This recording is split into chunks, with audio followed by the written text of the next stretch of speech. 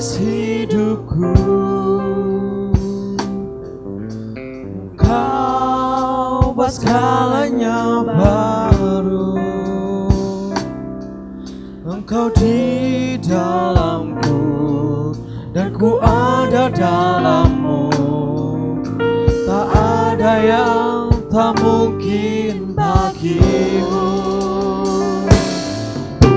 Ku dicipta untukmu, ku mau harum namamu. Engkau di dalamku dan ku ada dalammu. Kini ku datang mencari wajahmu. Kasihmu selalu dengan segenap hatiku, mencintai seluruh perbuatanmu, mengabdikan hidupku sesuai rencanamu. Ku mau menyembahmu sampai akhir hayatku.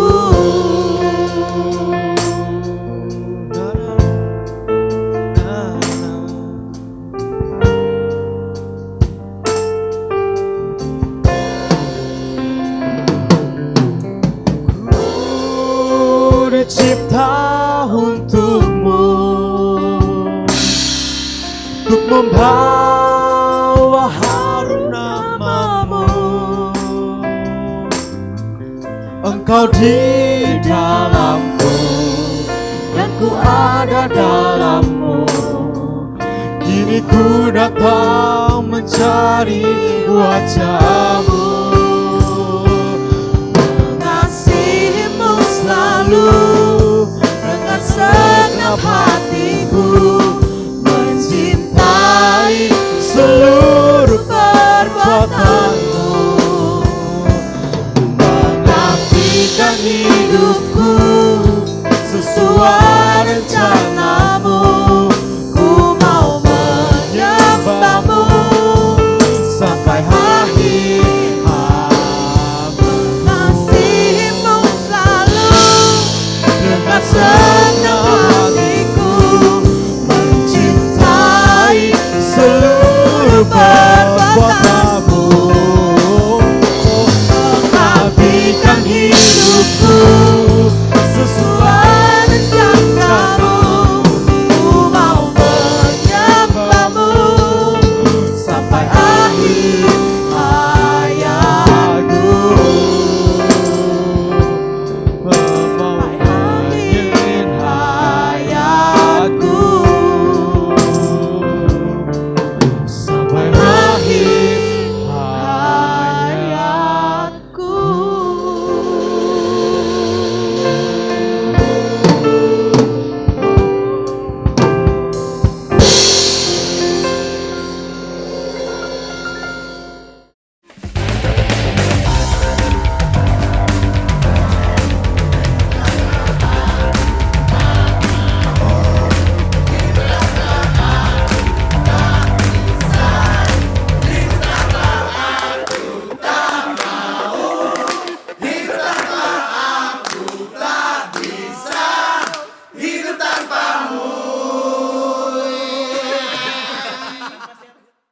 Shalom Bapak Ibu, Saudara-saudari yang terkasih dalam Tuhan Yesus. Berjumpa kembali dalam ibadah bersama sore hari ini. Mari kita siapkan hati kita mau datang ke hadirat Tuhan Yesus. Kita siapkan hati kita dengan tulus hati kita mau memuji dan menyembah-Nya. Mari kita berdoa terlebih dahulu. Bapa, terima kasih untuk kasih setiamu Tuhan yang tidak pernah berkesudahan Tuhan Yesus. Sebentar Tuhan, kami akan memuji dan memuliakan nama-Mu Tuhan. Biarlah Roh Kudus-Mu turun, memenuhi setiap kami Tuhan, sehingga kami layak untuk berada di hadirat-Mu Tuhan Yesus.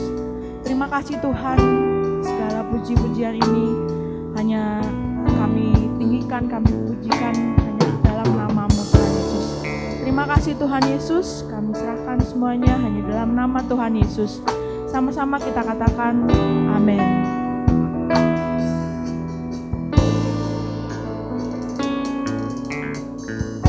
Saat ku menyembahmu, Roh-Mu bekerja. Saat ku memujimu, Kau bertahta di atas pujian. Saat ku menyembahmu, saat ku menyembahmu, Roh-Mu bekerja. Saat ku memujimu, Kau bertahta di atas pujian. Ku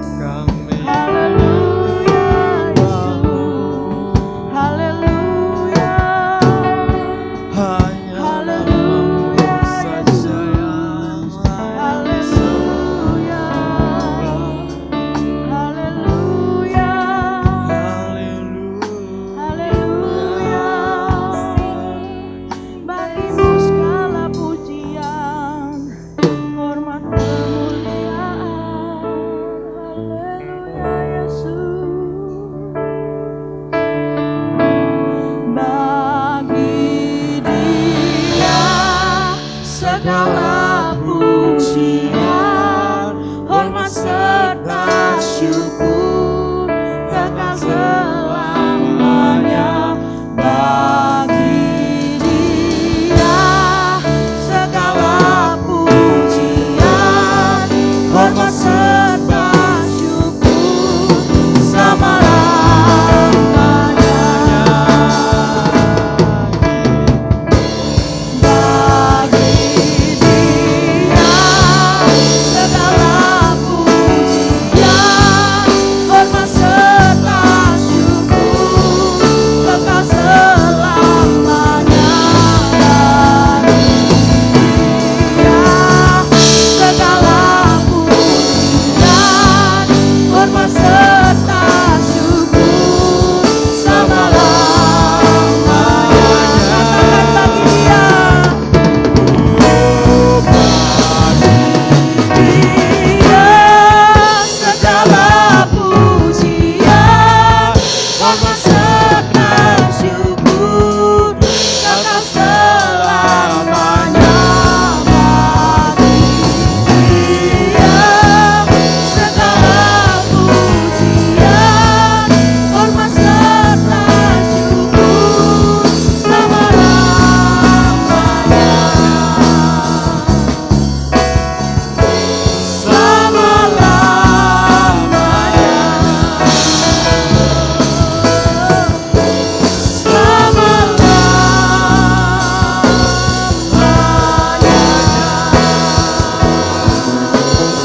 Haleluya Yesus, haleluya.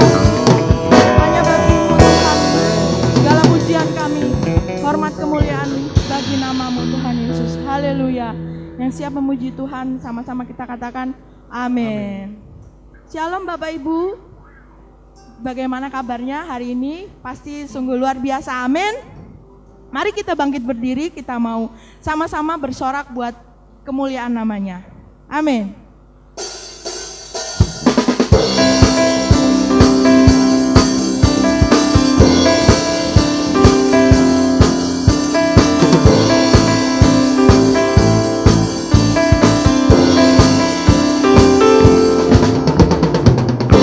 Datang bawa pujian, bersama memuji-Mu Tuhan, satukan suara dan nyanyikan sorak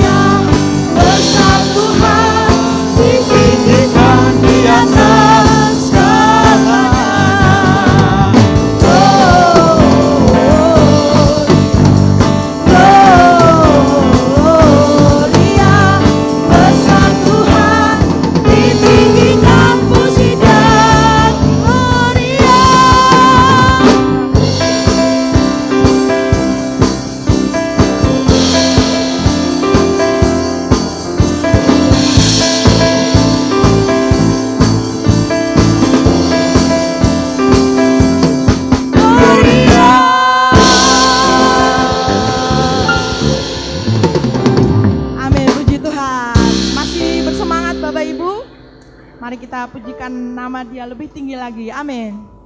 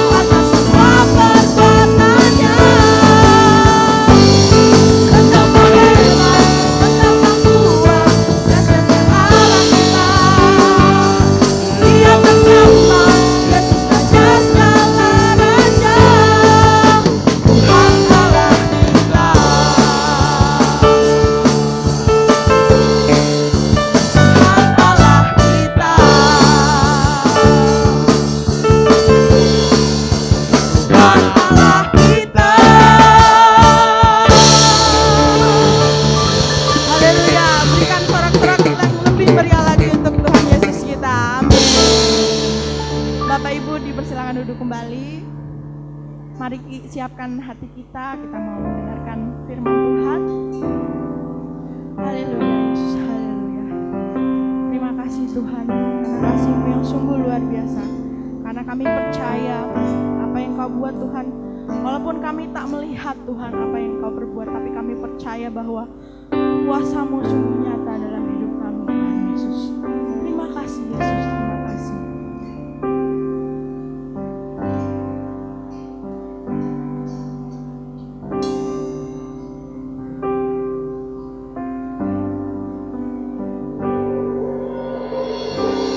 Kekuatan di hidupku, ku dapat di dalam-Mu. Kau teguhkan hatiku, tiada yang mustahil bagimu, sebab aku percaya.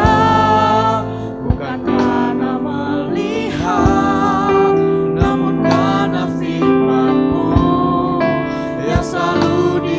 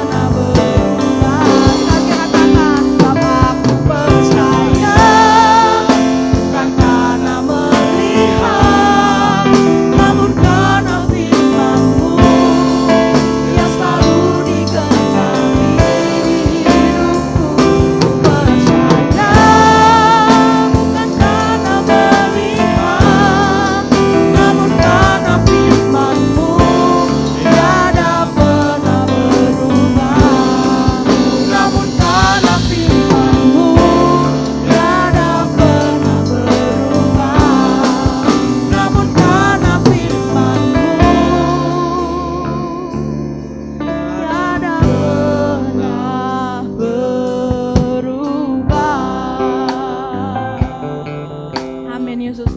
Kami percaya Tuhan karena firman-Mu tidak akan pernah berubah Tuhan. Firman-Mu kekal selamanya Tuhan. Haleluya.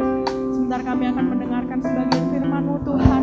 Urapi hamba-Mu Tuhan yang akan membawakan firman-Mu Tuhan. Berkati hamba-Mu Tuhan Yesus. Biarlah firman yang disampaikan Tuhan menjadi kekuatan bagi setiap hidup kami Tuhan. Dan kami dapat membuahkan hasil yang baik melalui firman yang kami tanam dalam setiap hati kami Tuhan Yesus. Terima kasih Tuhan Yesus, terima kasih. Kemuliaan hanya bagi nama-Mu Tuhan, hanya di dalam nama Tuhan Yesus. Sama-sama kita katakan amin.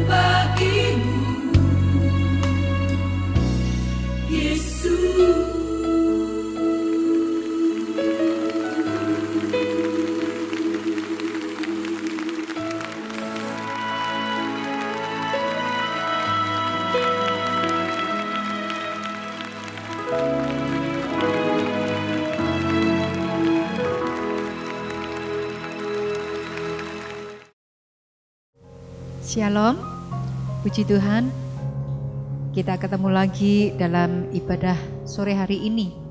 Sebelum kita belajar tentang kebenaran firman Tuhan, saya mengucapkan selamat Hari Pentakosta. Hari ini kita akan belajar bagaimana penantian yang tidak sia-sia. Ada satu penantian yang tidak sia-sia di dalam kehidupan kita. Saudaraku yang terkasih dalam Tuhan Yesus Kristus, tentu semuanya sudah pernah merasakan bagaimana menanti sesuatu, bagaimana menanti yang tidak sesegera selesai seperti hari-hari yang kita jalani saat ini. Kita menanti kapan ini virus coronanya hilang, kapan bisa kembali seperti semula, kapan dan kapan. Satu pertanyaan di dalam kehidupan kita hal ini. Tapi ada satu penantian yang tidak sia-sia. Tuhan Yesus mengajarkan kita untuk menanti dengan sabar. Menanti yang akan membuahkan hasil. Bagaimana murid-murid Tuhan Yesus setelah Tuhan Yesus naik ke surga, kita barusan memperingati 10 hari yang lalu kenaikan Tuhan Yesus Kristus naik ke surga, dan hari ini janji itu digenapi. Dan bagaimana murid-murid Tuhan Yesus menantikan janji itu. Mereka selalu menanti dengan sabar. Dan suatu hari setelah mereka mendapatkan Roh Kudus, Roh yang dijanjikan oleh Tuhan Yesus, apa yang terjadi? Begitu Petrus dia berkhotbah, 3.000 jiwa bertobat. Luar biasa Bapak Ibu Saudara semua. Apakah kita tidak mempunyai kerinduan untuk hal ini? Tapi sebelum hal itu terjadi, apa yang dilakukan murid-murid? Apa yang dilakukan murid-murid setelah Tuhan Yesus naik ke surga? Mereka ingat bagaimana Tuhan Yesus berjanji.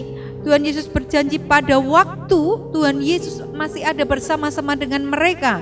Di dalam Yohanes 14 ayat 16 firman Tuhan katakan demikian, "Aku akan minta kepada Bapa dan Ia akan memberikan kepadamu seorang penolong yang lain supaya Ia menyertai kamu selama-lamanya, yaitu Roh kebenaran." Inilah janji Tuhan Yesus yang diberikan kepada setiap muridnya. Dan setelah Tuhan Yesus pada waktu hari Ia makan bersama-sama dengan murid-muridnya, Tuhan juga pernah berjanji. Pada waktu Yesus berjanji, Yesus mengatakan demikian, pada suatu hari ketika Ia makan bersama-sama dengan mereka, Ia melarang mereka meninggalkan Yerusalem dan menyuruh mereka tinggal di situ menantikan janji Bapa. Yang demikian katanya, "Telah kamu dengar daripadaku, sebab Yohanes membaptis dengan air, tetapi tidak lama lagi kamu akan dibaptis dengan Roh Kudus.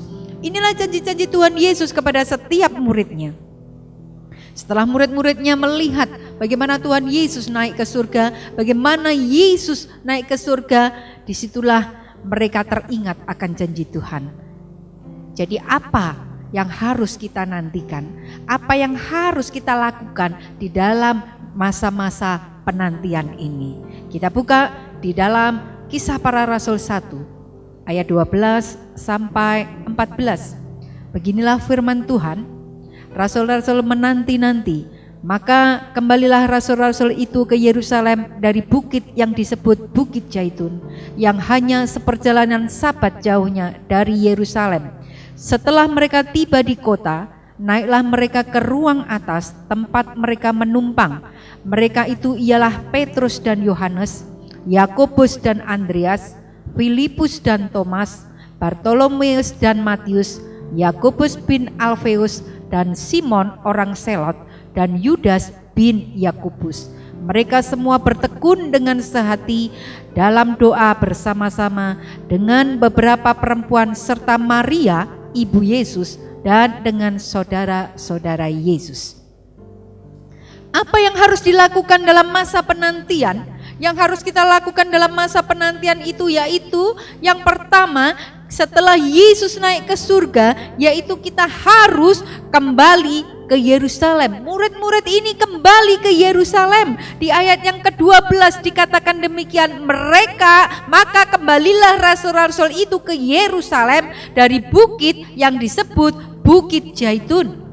Mereka kembali ke Yerusalem. Mereka tidak ada yang melarikan diri, mereka tidak ada yang jauh dari Yerusalem, tetapi mereka tetap berkumpul di Yerusalem. Di mana itu? Mereka berkumpul di ruang atas sebuah rumah, di mana mereka berkumpul terakhir kalinya.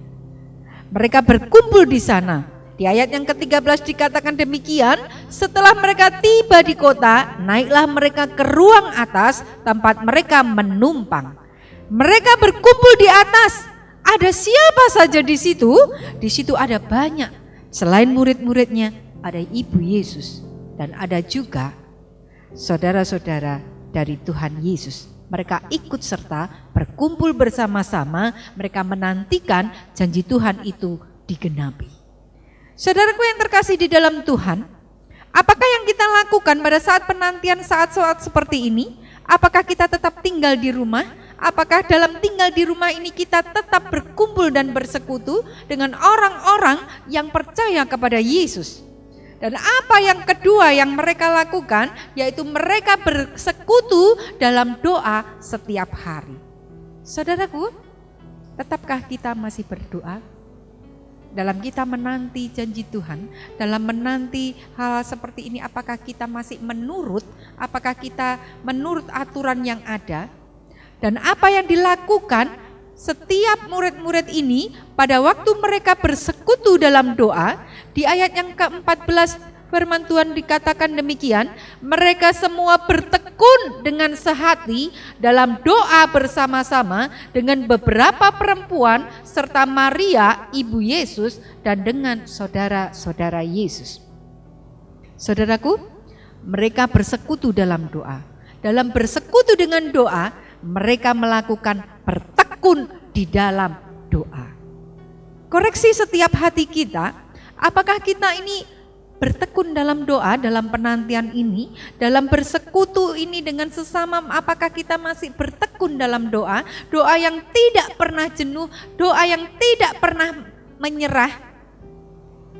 Mungkin kadang-kadang memang ada orang yang berkata, saya berdoa sudah bertahun-tahun, tetapi saya belum mendapat jawaban. Saudaraku yang terkasih dalam Tuhan, ingat bahwa Tuhan lebih tahu kapan doa itu dijawab dan kapan kita harus menunggu. Apa saja yang mereka lakukan di dalam bersekutu dalam doa itu setiap hari, ini dikatakan setiap hari, tidak hanya setiap beberapa jam sekali, tetapi setiap hari. Sampai janji itu digenapi. apa yang mereka lakukan selain bertekun di dalam doa? Mereka berdoa dengan sehati. Sudahkah kita berdoa dengan sehati dengan keluarga kita? Sepakat dan sehati. Sudahkah kita melakukan seperti itu? Sebab firman Tuhan juga mengatakan 2-3 orang berkumpul dalam namaku, kata Tuhan Yesus, maka Tuhan hadir. Sudahkah kita melakukan dengan seperti itu? Dalam beberapa kelompok, mungkin dalam berdoa, mungkin sering terjadi keras. Ini kemungkinan besar juga bisa terjadi, tetapi mereka tidak dikatakan bahwa mereka ada berselisih, tidak. Jumlah mereka lebih daripada 120 orang, Bapak Ibu Saudara semua. Di sini dikatakan di ayat yang ke-15, pada hari-hari itu berdirilah Petrus di tengah-tengah saudara-saudara yang sedang berkumpul itu, kira-kira 120 orang banyaknya. Ada banyak orang yang berkumpul selain murid-murid itu. Ada banyak mereka melakukan doa sepakat, doa sehati. Dan itulah yang diinginkan daripada Tuhan Yesus, menanti janji Tuhan. Tuhan tidak pernah ingkar janji di dalam janjinya. Tuhan selalu menggenapi janjinya, dan Tuhan tidak pernah terlambat di dalam menolong. Saudaraku yang terkasih di dalam Tuhan, mereka bersekutu dalam doa setiap hari. Sejak Yesus terangkat ke surga sampai diturunkannya Roh Kudus, ada 10 hari perhitungannya tepat. Dan apa yang terjadi setelah Roh Kudus turun? Di hari yang ke-10, begitu Roh Kudus turun, apa yang terjadi? Saat mereka berkumpul semua, tiba-tiba semua orang ini berbicara dengan bahasa-bahasa yang berbeda. Mereka berbicara dengan bahasa-bahasa yang mereka sendiri tidak mengerti. Bahkan orang-orang yang mendengar itu, apakah ini orang-orang mabuk anggur? Tetapi begitu Roh Kudus menjamahnya, Petrus langsung berdiri. Petrus mengatakan, kita tidak mabuk anggur. Waktu masih menunjukkan jam 9, maka berkhotbahlah Petrus karena kuasa daripada Roh Kudus. Dan yang takjub luar biasa, 3.000 orang dibaptis.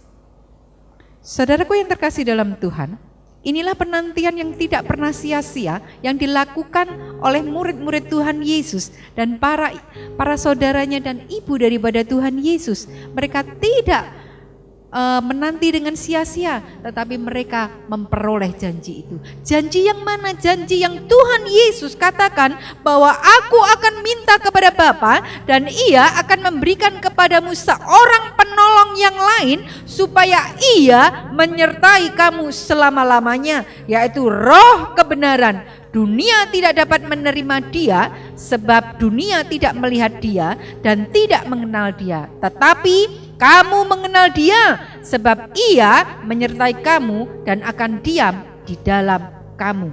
Aku, kata Tuhan Yesus, tidak akan meninggalkan kamu sebagai yatim piatu.